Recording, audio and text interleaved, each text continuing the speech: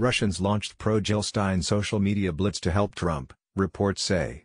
2 days before the 2016 presidential election, an Instagram account called @woke_blacks posted a message in support of long-shot Green Party candidate Jill Stein. The excuse that a lost black vote for Hillary is a Trump win is BS, it read. It could be late, but y'all might want to support Jill Stein instead.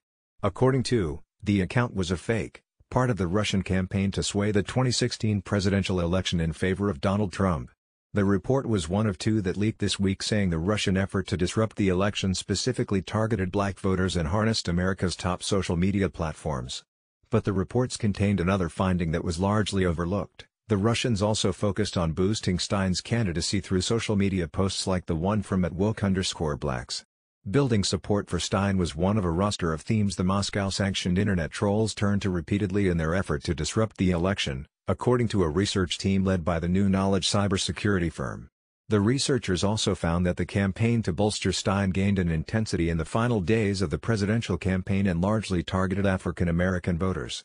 The reports, prepared by separate groups of cyber experts, add to the growing body of evidence that the Russians worked to boost the Stein campaign as part of the effort to siphon support away from Democratic candidate Hillary Clinton and tilt the election to Trump. An NBC News analysis found that Russians working under the direction of the Internet Research Agency, the St. Petersburg-based firm run by A., tweeted the phrase Jill Stein over 1,000 times around the time of the election. The posts were often accompanied by variations of the same hashtag, Grow a Spine and Vote Jill Stein. This hasn't gotten enough attention, said Andrew Weiss, a Russian expert at the Carnegie Endowment for International Peace, referring to Moscow's efforts to promote Stein.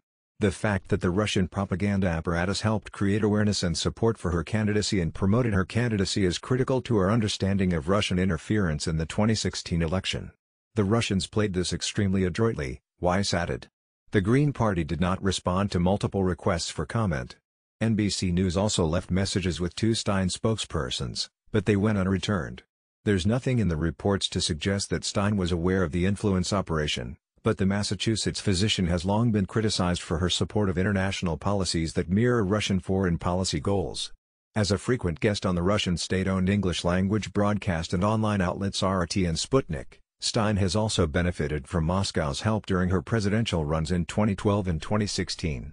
An NBC News review of the archives of RT and Sputnik, which the CIA has described as part of Russia's state-run propaganda machine, from early 2015 to the 2016 election shows more than 100 stories, on-air and online, friendly to Stein and the Green Party.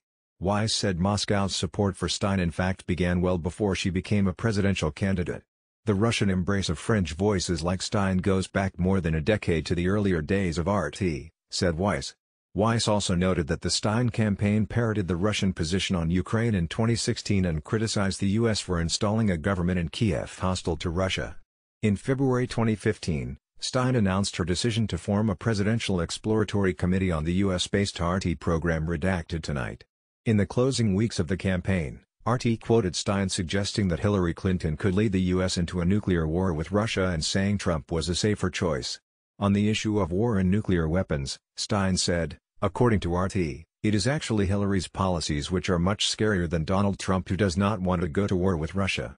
Most famously, invited to sit with Russian President Vladimir Putin at the head table of the RT 10th anniversary dinner in December 2015.